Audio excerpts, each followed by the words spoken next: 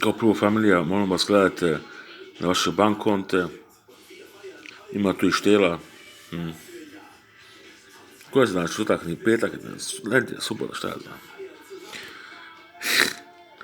Ja sam mislio četvrtak, šalim se.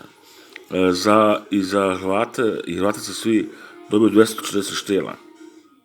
Taki pojedinačni jedinac, Hrvat ili Hrvatica, jedinica, posmalo, to se malo šalim. 240 štela.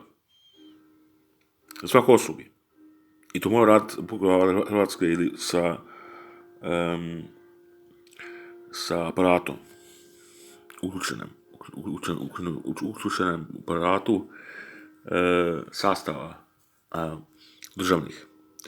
Svaki državni mora prevesti pare na svaki personalni konto svakog Hrvata, svakog Hrvatice, 240 štela od mene.